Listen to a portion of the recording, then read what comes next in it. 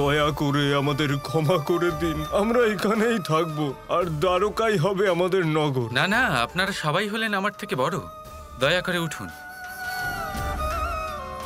আর এইভাবে ক্ষমা চাওয়ার কোনো প্রয়োজন নেই। আমি যা করেছি তা আমার আপনজনদের জন্য করেছি, আর আপনারা যা করেছেন তা আপনাদের আপনজনদের জন্য করেছেন। শুধু এই ঘটনা থেকে একটাই শিক্ষা রয়েছে, আপনাদের চিরকাল মনে রাখতে হবে, আর তা হলো পরিবর্তন। এটাই হলো সংসারের একমাত্র সত্যি। পরিবর্তন হলো ধ্রুব সত্য। সংসারের সকল জীব, জন্তু, প্রাণী যে পরিবর্তনকে আনন্দের সাথে স্বীকার করে না, সে জীবনের পরীক্ষায় কখনো উত্তীর্ণ হতে পারে না।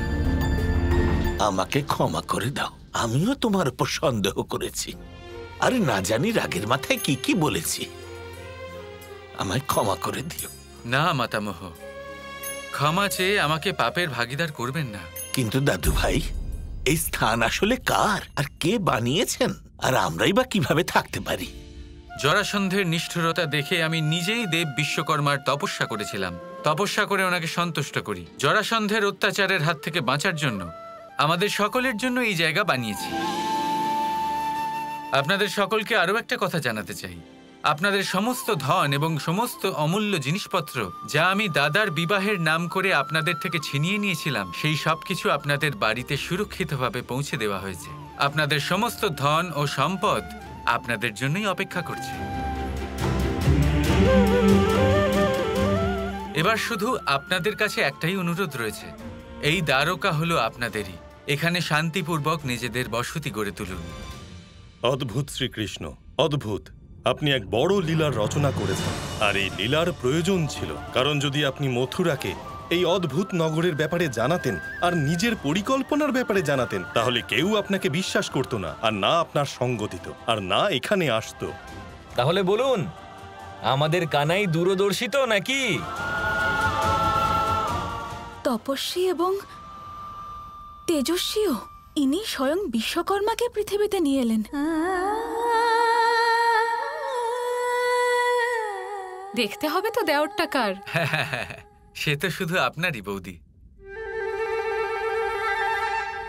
দাদু ভাই, প্রজাদের প্রাণ বাঁচানোর জন্য তুমি প্রজা বিক্ষোভ সহ্য করেছ। তোমার জন্য গর্ব হচ্ছে কৃষ্ণ। কিন্তু এ হলো নতুন নগর, এখানে এক বৃদ্ধ রাজা কি বা করবে? সেই জন্য আমি নিজ রাজপদ ত্যাগ করছি।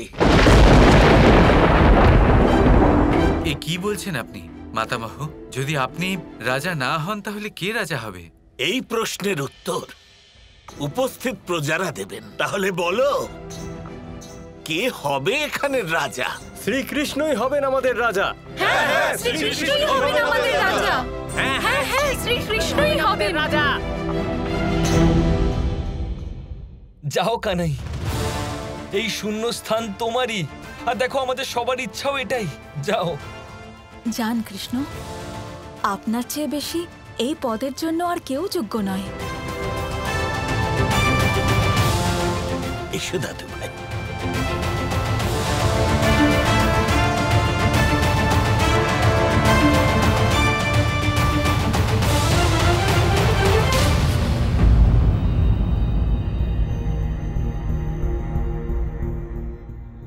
আমি রাজা হব না দাদু। আমার মনে হয় না এটা আমার কাজ। শ্রীকৃষ্ণের চেয়ে বেশি যোগ্য আর কেউ নেই। উনি হলেন শ্রেষ্ঠ। আমাদের রাজা শ্রীকৃষ্ণই হবেন। হ্যাঁ, কৃষ্ণই হলেন সর্বশ্রেষ্ঠ। আমাদের রাজা উনিই হবেন। যদি কৃষ্ণ রাজা না হন তাহলে আমরা কেউ এখানে থাকবো না। আমরা চলে যাব এখান থেকে।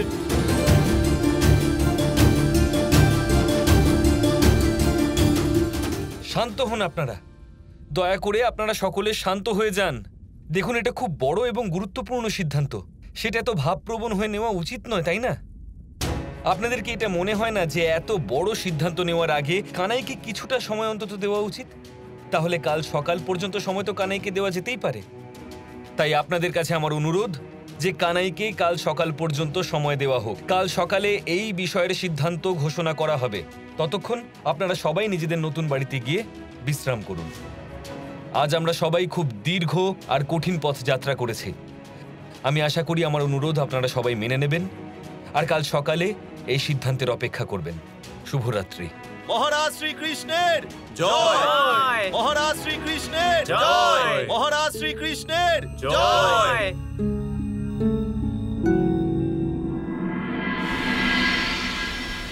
আপনারা সবাই যা বলছেন ঠিক বলছেন। আপনারা সবাই নিশ্চিন্ত থাকুন, আমি এই বিষয়ে ভেবে দেখব। রাধা রানী, খুব ভালো। আমাদের রাধা রানী এখানে নিজের সভা নিয়ে ব্যস্ত আছেন, আর বাইরে কত কি হয়ে যাচ্ছে সে বিষয়ে কোনো জ্ঞানই রাখেন না।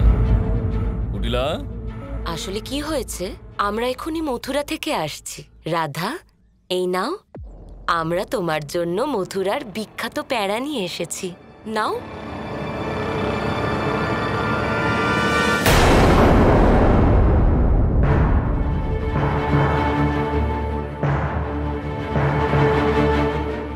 কি হলো রাধা, প্যাঁড়া পাত্র থেকে হারিয়ে গেল? জানো কেন? কারণ সমস্ত মথুরা থেকে সকল মথুরাবাসী লুপ্ত হয়ে গেছে। ওই কৃষ্ণ যে তোমায় এখানকার প্রধান বানিয়েছিল, সে সমস্ত মথুরাবাসীকে নিয়ে পালিয়ে গেছে। লুকিয়ে পড়েছে সে নিজের প্রাণ বাঁচাতে। এইসব কখন হলো? কাল সন্ধ্যা থেকে সমগ্র মথুরাতে একজন লোকও নেই। আর তোমার বলরাম দাদার বিয়ে, সেও জরাসন্ধ হতে দেয়নি, আর হতেও দেবে না। কারণ জরাসন্ধ এখন কৃষ্ণকে চারিদিকে খুঁজে বেড়াচ্ছে। আচ্ছা আয়ান, আমায় একটা কথা বলো, কৃষ্ণ সমস্ত মথুরাবাসীদের নিয়ে কোথায় লুকিয়ে পড়লো আর কেন? গেছে হয়তো কোথাও, আকাশের থেকে উঁচু কোথাও বা পাতালের চেয়েও নিচে কোথাও, আমাদের কি। হ্যাঁ, কিন্তু কেন গেছে তা আমি খুব ভালো করেই জানি। আসলে হয়েছে কি, কংসের অন্ত করলো ওই কৃষ্ণ, আর মথুরার রাজা করতে হলো ওই হৃষ্টপুষ্ট বৃদ্ধ উগ্রসেনকে। এবার ওই কৃষ্ণ ওই মথুরাবাসীদেরকে নিয়ে যাবে কোনো নতুন একটা ছোটখাটো জায়গায়, আর হয়ে বসবে সেখানকার রাজা। ব্যাস, এটাই তো চায় ওই কৃষ্ণ। এই সব ওই সিংহাসনের লোভেই ও করেছে। আচ্ছা আচ্ছা, তাহলে জরাসন্ধের সাথে জিতে রাজা হওয়া অসম্ভব ছিল, তাই নিজের দাদুর রাজ্যপাট কেড়ে নেওয়া ঠিক মনে করেছে ও। আয়ান, যবে থেকে তোমায় চিনি, জীবনে তুমি একটা জিনিসই কামনা করেছো, আর তা হলো বর্ষণার প্রধান হওয়া। আর এমনিতে তুমি এর যোগ্য তো নও, কিন্তু তাও এর কামনা তো করো। আর নিজের এই চরিত্রই তুমি অন্য লোকের মধ্যেও দেখো। আর যদি কৃষ্ণের কথা বলো, তাহলে ও হলো তোমার থেকে অনেক বেশি যোগ্য। কিন্তু আমার পূর্ণ বিশ্বাস, ওর রাজা হওয়া বা রাজ সিংহাসনের কোনো লোভ নেই। ও মানুষের সেবা করেছে আর সেবা করবে, সেবা করাবে না। আর হ্যাঁ, কৃষ্ণ যত বড়ই যুবরাজ হোক না কেন, কিন্তু মন থেকে ও একজন বিনয়ী গোয়ালাই থাকবে। ঠিক বলেছ তুমি রাধা। প্রজাদের আগ্রহ দেখে আমি একটু দ্বন্দ্বে পড়ে গেছিলাম, তুমি সেই দ্বন্দ্বের অবসান ঘটালে।